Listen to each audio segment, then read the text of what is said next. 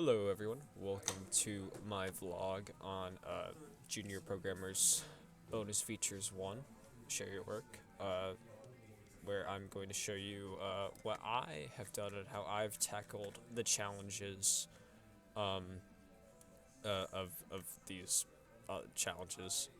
So, starting off, we're just going to start with uh, uh, the easy part, the obstacles. So let me show you my obstacle course right now that I got for this little section here. So I chose the buses for my cars, so you can see we have our two buses. And then from here, we got to start here, which is basically they got to go through these rocks and then got to go through this barricade. However, behind the barricade, there's another car, and you'll see when I play this, it's kind of like it's kind of chaotic here because they get to go through this barricade. You can't really see much of what's going on. There's this car here that might trip you up. Um, from here, we got this little like tower here. Some of these like little, as I've said, three-way boxes. Wait, is that it? Oh wait, no. Oh no, those are three-way boxes. These are the diagonal boxes because they're like diagonal kind of. And from here, you got two other cars here, just two red cars that are coming in to ruin your day. We got another diagonal box here, another diagonal box, and then from here we got another two buses, which weigh the same as your two buses, so don't want to get tripped up by those, and they can also mess you up. And then we got these two tanks back here, which are super heavy. You're not moving them, and then you got to navigate them. There's some more. There's some more boxes here, and then you got to get to the end. So I'm just gonna play test this. I'm only gonna focus on one bus. We're just gonna focus on player. Oops. We're just gonna focus on player 2, and so let me just show you what this looks like. Give me one moment. Okay, so yeah, we're just gonna focus on one bus here. I got rid of a player. Oh wait, oh, that's a mistake. Hold on. Yeah, I got rid of the other bus.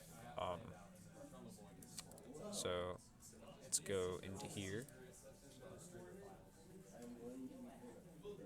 So, alright, so got our bus driving around. As you can see, it's a little chaotic. Oh, almost died there. Going around those buses. I got a first person mode right now. Ooh, can make it past tanks. And then you just go through and make it to the end.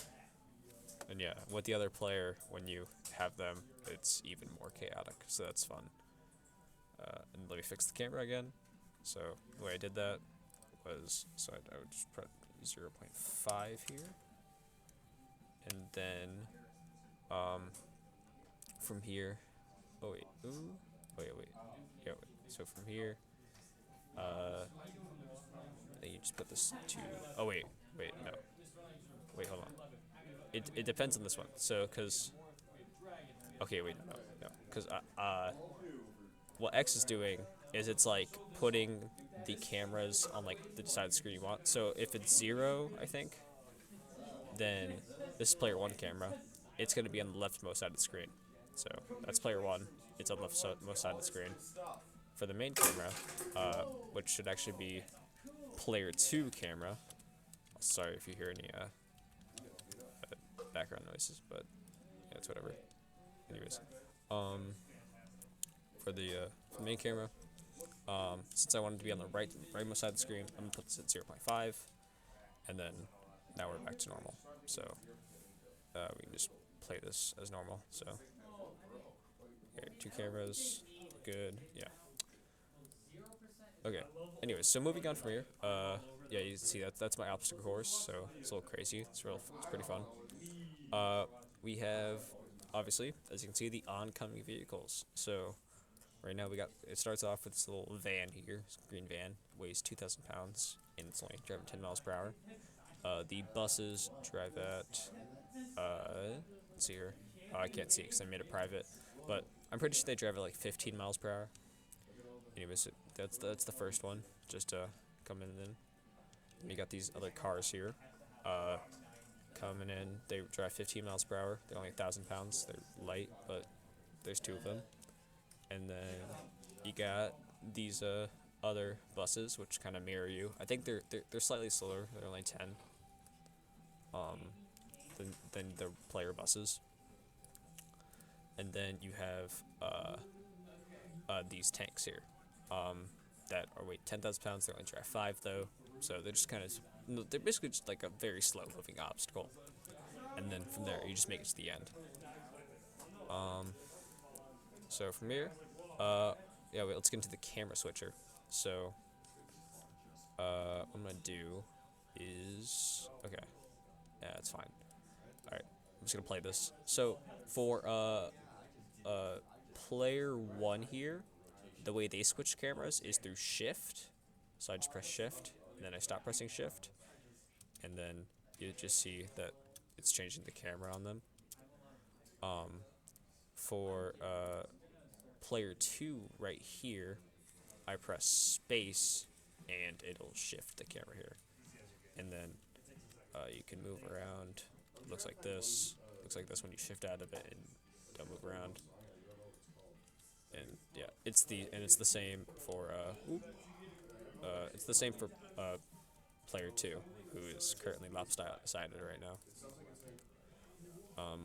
Let me show you that. So yeah, they're moving. They can go first person.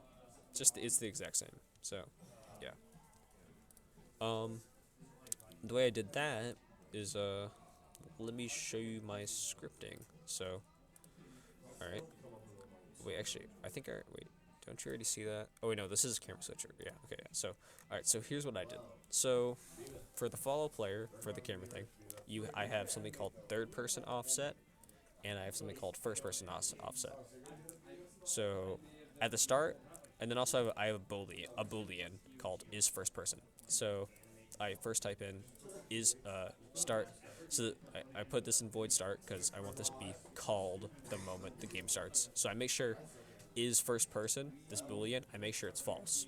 So we don't start in first person, we start in third person. From here, I go, all right, we're gonna do late update because that's what you want to do with cameras, so everything's in order by the time you switch everything. So what I do, oh wait, also yeah, I have this little variable here called switch key. It's a public one, so I can do it for both player 1 and player 2. So if input.get key down, switch key. So switch key for player 1, I'm gonna put space in this part, and for player 2, I'm put like shift or something. Then I say is first person.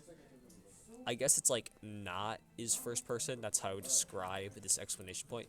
Basically, it's gonna take whatever the boolean is first person is, whether it's true or false, because remember, booleans can only return true or false, and it's just going to reverse it. So if the boolean is first person's false, it's going to make it true. If it's true, it's going to make it false. Since we're starting it with false, it's going to make it true.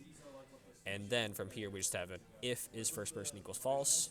It's going to default the camera to the third person offset, so it's going to it's going to set it to the player's position, and then it's going to be at the third person offset. And then, however else, so else, if it's not false, if it's true, then it's going to set it to the first person offset, so it's going to be first person. And then, as you can see, it's kind of like rotating kind of with you. Then it's going to also make a transform, that rotation. Basically, it makes the camera rotate with the player's rotation. And yeah, that's my camera switching behavior. And then you can see in player 2 here that they're wait, wrong way. Player 2's camera, they have space, and then player 1 they have shift, left shift. Alright, so from here, and then we have the expert, we have the local multiplayer. So as you can see, I already have the local multiplayer down.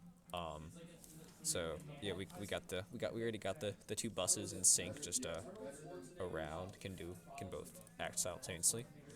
So the way I did that was basically it's a little complicated, but I get it. So you got to go into like your project settings here, and then yeah, input manager, and basically you gotta go to your, so they're gone now, but you would go to your horizontal and your vertical, and you'd make 1 and 2, and then you go to vertical and you'd make 1 and 2,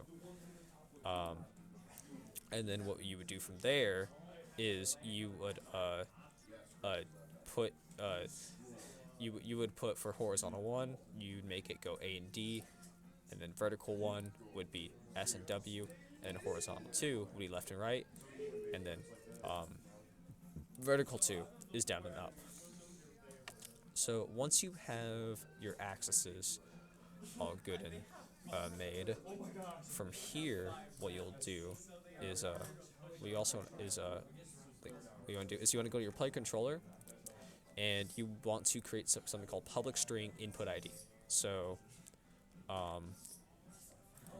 I guess like so yeah, it can figure out which like player is using the script, and then you also want to make it add to the add like additionally like to horizontal plus input ID. And so let me try and break this down for you. So basically, input ID is a string, meaning the computer is literally interpreting it as the word it is. When we do horizontal input dot get access horizontal, what it's looking for is it's looking for something with the word horizontal, but now it doesn't exist. However, it's also going to look for the look for a word that also has the number we put in input ID. So if we put 1 for input ID, then it's going to look for horizontal, and we didn't add any spaces or anything, so it's going to look for horizontal immediately after 1, and then it's going to know from there the player like I guess like the corresponding command with horizontal 1 is going to push that bus forward, I guess. Same thing with vertical input. It's going to be vertical input 1 or 2, and it's going to know based on that string, based on those exact words, which bus to push forward. And so that's basically how the multiplier works. It's literally just set the inputs and then put that there. Additionally, you also got to duplicate the buses, and you got to set up these cameras. So I went into this before. So in setting up the cameras, you basically you start with your main camera, and what that looks like is I'm pretty sure it's just like 0, 1, and so basically like I guess like the issue with this is I think like the width is oh wait, actually wait, hold on, which one's wait, okay, so if I get rid of this, okay, yeah, this, if I get rid of this, then it's just focused on player 2. Okay. Like the issue with this is like, yeah, the camera covers the entire screen. So I think by like doing 0.5, you push it right, I guess. Because like the lower value, the more left the camera, I guess, goes and takes up. The higher value, the more right it goes and takes up. And then width is like how wide the camera actually is. Oopsies. Like, yeah, so if I put 0.2, then it's gonna be farther to the right, but it's gonna be like smaller. And then if I put it like 0.3, then yeah, it's gonna be further to the left, but smaller still. So I'm gonna make it big again. And so here, and so yeah, that's basically how it works. And so basically you make this other camera. Oopsies. Make this other camera, and you want it to be farther to the left, so you put it to 0, so you make it less than this X here. And then I'm not entirely sure why. I guess like the reason is that I guess you don't want it to take out the entire screen now, but you make it half. You also make it half the width, so yeah, it doesn't. It's not too big, so you can see the other camera. And that's basically how you get this split screen, like looking thing here. And yeah, that's basically it. This is my bonus features, my challenge. This is how I tackle those challenges. It was pretty fun. I hope you enjoyed my vlog. And yeah, have a good one.